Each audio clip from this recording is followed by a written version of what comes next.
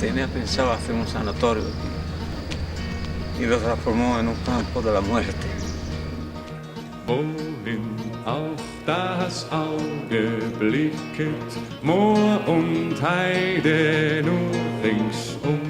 Entonces vivíamos tratando de salvar la vida. Wir sind die Moorsoldaten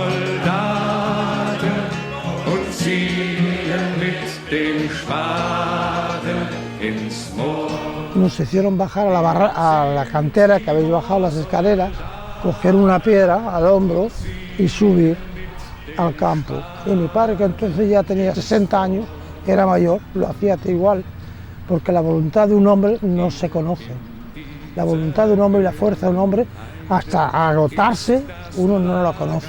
Aufgebaut, wo wir fern von jeder Freude hinter Stacheldraht verstaut.